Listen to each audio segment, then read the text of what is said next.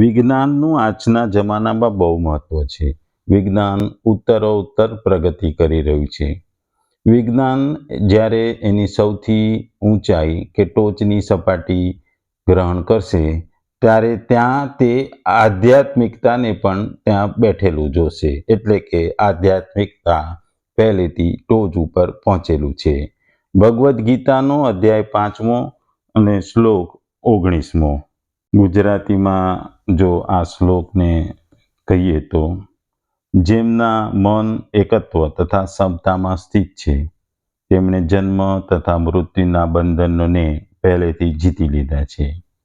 તેઓ બ્રહ્મની જેમ સર્વથા નિર્દોષ છે અને એ રીતે સદા બ્રહ્મમાં અવસ્થિત રહે છે. બીજા શબ્દોમાં કહીએ તો જેમનું મન સમભાવમાં સ્થિત છે તેમણે આ જીવંત અવસ્થામાં સકળ સંસારને જીતી લીધો છે. કેમ કે સચ્ચિદાનંદન પરમાત્મા નિર્દોષ અને સમ છે, માટે તેઓ પરમાત્મામાં જ સ્થિત છે. ટૂંકમાં આ શ્લોકમાં જે આગલા શ્લોકની સમતાની જે ભગવાને વાતો કરી હતી એ સમતાની વાતને અહીં આગળ વધારવામાં આવી છે. તત્વજ્ઞાનીના સમભાવનું વર્ણન કરી ભગવાન હવે સ્વભાવને બ્રહ્મના સ્વરૂપને જણાવી તેમાં સ્થિત મહાપુરુષોનું મહિમા આ શ્લોકમાં વર્ણન કરે છે. આપણે જાણીએ છીએ કે એક ઓરડામાં કેટલાય વ્યક્તિઓ બેઠેલા હોય અને જો એ ઓરડામાં ધુમાડો કે અગરબત્તી કરવામાં આવે તો આ ધુમાડા કે અગરબત્તીથી આ બંધ કમરામાં બેઠેલા તમામ લોકો પ્રભાવિત થાય છે અને પ્રભાવિત થશે. દરેક વ્યક્તિને અગરબત્તીની સુગંધ અથવા ધુમાડોને લીધે જે તકલીફ થતી હોય એ થશે. આમાંથી કોઈ પણ વ્યક્તિ એટલે કે રૂમમાં એટલે કે ઓરડામાં બેઠેલું કોઈ પણ વ્યક્તિ આ ધુમાડા કે અગરબત્તીથી દૂર નહીં ભાગી શકે. દરેકને ધુમાડા કે અગરબત્તીની અસર થશે. એમ આ જન્મમાં પણ એવું છે કે જન્મ અને મૃત્યુ એ કન્ટિન્યુઅસ પ્રોસેસ છે અને એને ટાળવું માણસ માટે ખૂબ જ અઘરું છે. કારણ કે જન્મ બી નિશ્ચિત છે, જે જન્મે છે એનું મૃત્યુ પણ નિશ્ચિત છે. એટલે કે જન્મ મૃત્યુના સાયકલને તમારે ટાળવું એ અશક્ય છે. આ શ્લોકમાં ભગવાન આપણને કહે છે કે જ્યારે મન સમચિત્તા સમત્વ સમતામાં દ્રઢ થાય છે, જ્યારે હંમેશા સમતોલ સ્થિતિમાં હોય છે ત્યારે તે જન્મ અને મૃત્યુ ઉપર વિજય મેળવે છે. બંધનો નષ્ટ થાય છે અને મુક્તિ મેળવે છે. જ્યારે મન સંપૂર્ણ સમતોલ સ્થિતિમાં હોય છે ત્યારે તે ભ્રમ ઉપર પણ વિજય મેળવે છે. ભ્રમ હંમેશા પવિત્ર અને નિર્ગુણ હોવાથી તે કોઈ પણ કૂતરો હોય કે ચાંડાળ વગેરેમાં રહેતો હોવા છતાં તેની પર કોઈ અસર થતી નથી. તે નિષ્કલંક છે. તે બધામાં એક સરખો વસે છે અને તેથી તે સુસંવાદી અને એક છે. ટૂંકમાં ભગવાન અહીં સમતા અને ભ્રમ બેની વાતો કરી રહ્યા છે. ભ્રમ દરેક પ્રાણીઓમાં હોય છે અને સમતા એ દરેકમાં હોતી નથી. એ આપણે કેળવવી પડે છે. સમતા એટલે કે સમત્વ લેવું અથવા મેળવવું એ ખૂબ જ અઘરું છે. અહીં ભગવાન એવું જણાવવા માંગે છે કે જેમનું મન ઉપર જણાવ્યા પ્રમાણે સમતામાં સ્થિત થઈ જાય અર્થાત જેમની સર્વત્ર સમબુદ્ધિ હોય છે તેમણે અહીં જ આ વર્તમાન જીવનમાં જ સંસારને જીતી લીધો છે. તેઓ હંમેશા માટે જન્મ મરણના બંધનમાંથી છૂટી જઈ જીવન મુક્ત થઈ જાય છે.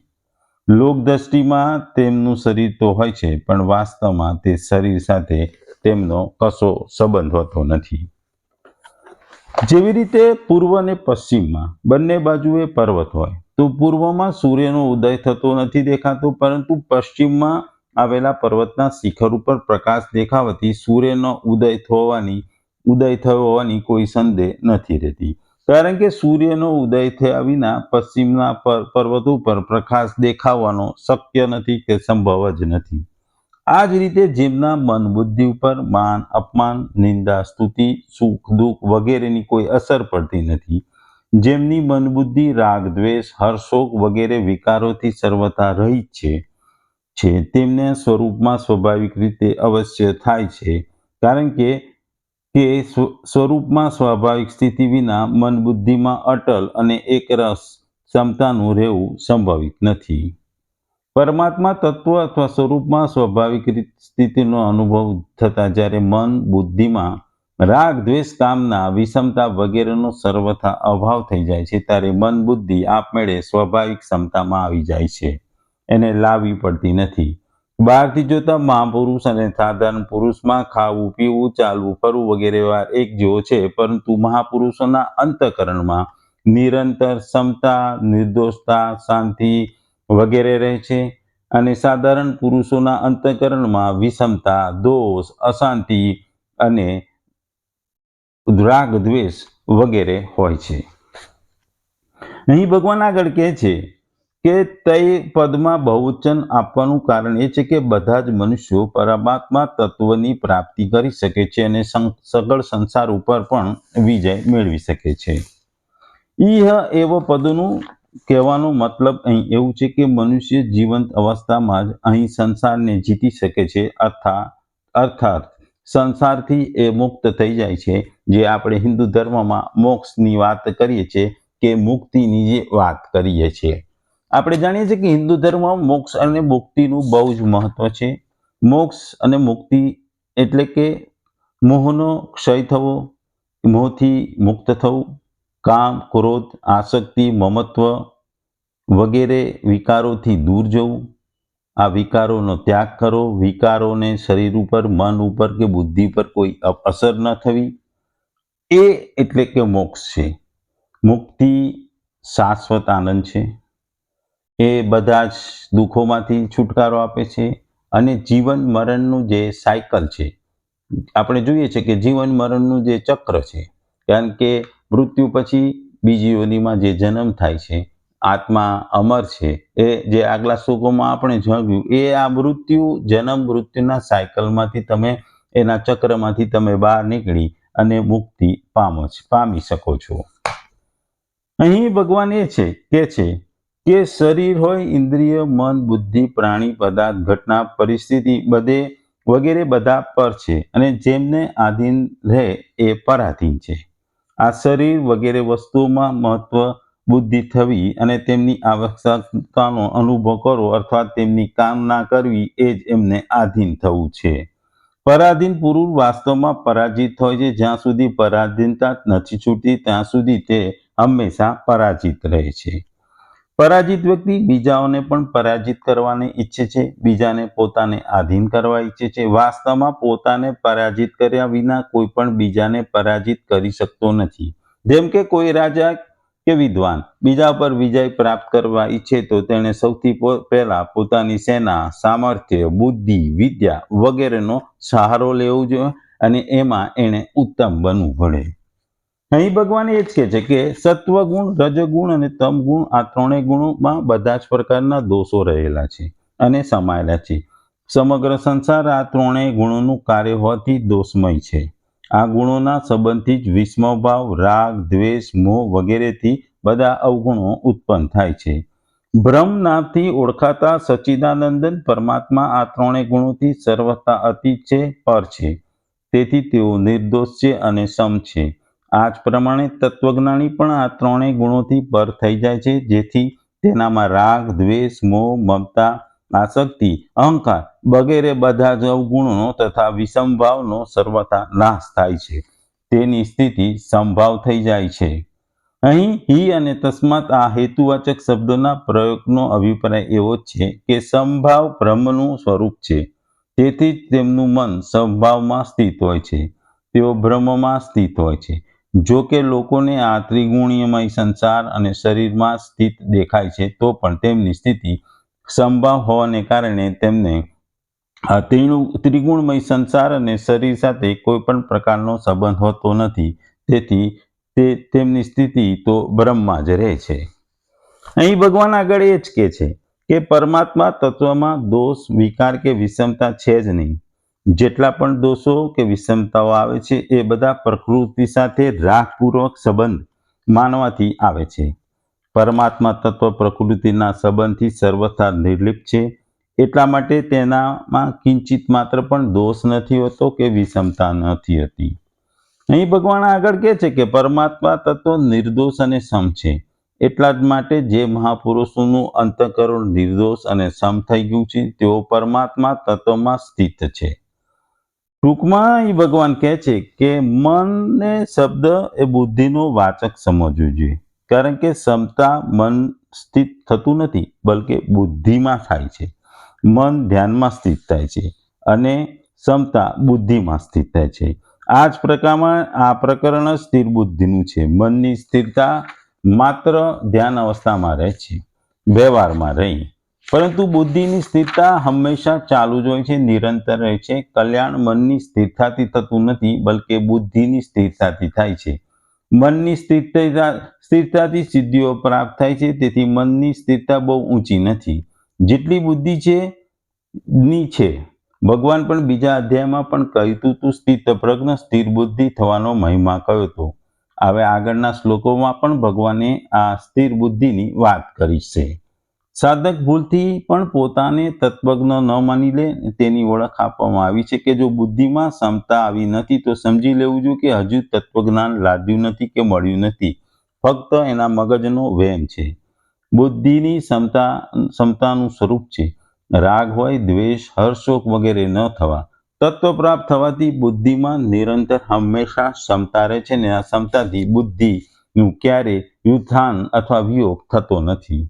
જેની બુદ્ધિ ક્ષમતામાં સ્થિત છે તેમાં રાગ દ્વેષ રહેતા નથી કે રાગ દ્વેષ અસર કરતા નથી.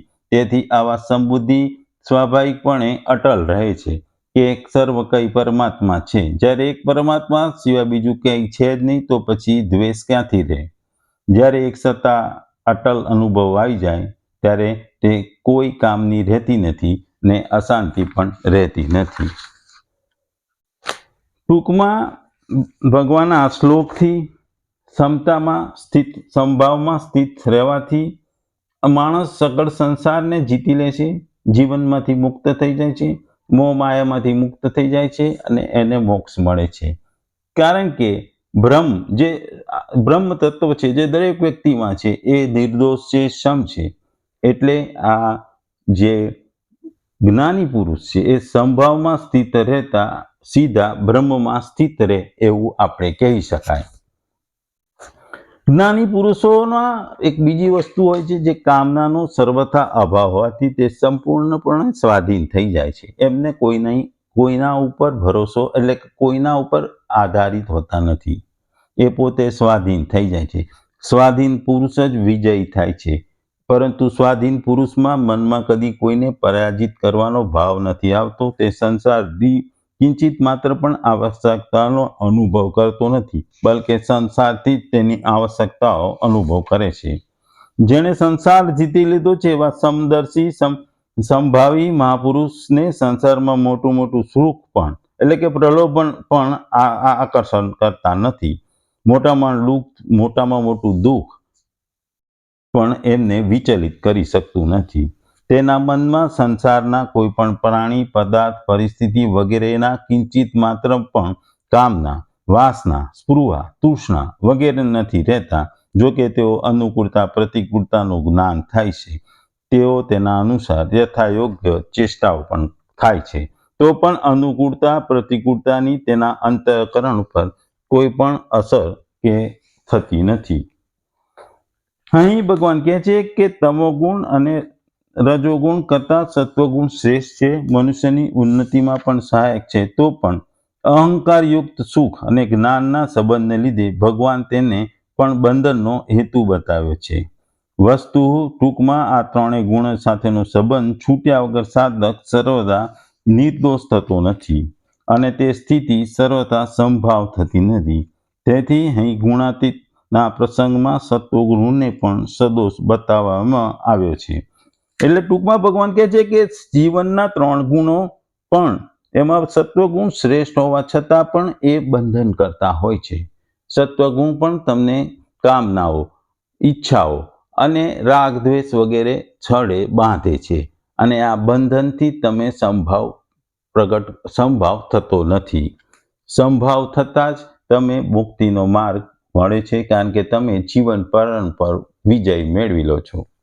આપણે ઘરમાં જોઈએ છે કે માતાને જો 4-5 સંતાન હોય તો ઘરમાં બધા જ જોડે સંભાવથી વર્તે છે. બધા જ બાળકો માતા માટે પ્રિય હોય છે અને દરેક માતા દરેક સંતાનને સરખી રીતે રાખતી હોય છે, એમની સરખી રીતે એમની દેખરેખ રાખતી હોય છે. આ માતાનો સંભાવ હોય છે, એટલે આ માતાના સંભાવને કારણે ઘરમાં બાળકોની અંદર કે ઘરમાં કલેશ થતા નથી, કે માણસમાં ઘરમાં એક શાંતિ આવી જાય છે. એટલે માતા કહીએ અહીં માતાનો સંભાવ એ કુટુંબને જીતવામાં અને કુટુંબમાં એક રસ્તા લાવવામાં મુખ્ય ભાગ ભજવે છે. એટલે સંભાવ હોવો, અંતઃકરણથી સંભાવ હોવો એ ખૂબ જ જરૂરી છે, કારણ કે મુક્તિ માટે કે મોક્ષ માટે. કારણ કે સંભાવમાં રહેલો વ્યક્તિ જ સંસારને જીતી શકે છે. સંસારમાં અદેખાય અથવા જો ભેદભાવ રાખવામાં આવતો વ્યક્તિ, સંભાવ વગરનો વ્યક્તિ સંસારને જીતી શકતો નથી, કે એ જીવન મુક્ત થઈ શકતો નથી. કારણ કે બ્રહ્મ જેવો પણ થઈ શકતો નથી. બ્રહ્મ પણ સંભાવી છે, દરેકમાં છે, દરેકમાં સરખો જ હોય છે. કારણ કે દરેક પ્રાણીમાં બ્રહ્મ તો એક જ હોય છે, પણ એની બાહ્ય સ્વરૂપ, ભૌતિક સ્વરૂપ અલગ હોય છે. એટલે સંભાવ એ ખૂબ જ જરૂરી છે. સંભાવ મેળવવાથી, આત્મચિંતન થવાથી તમે મોક્ષને પામો છો અને મુક્તિને પામો છો.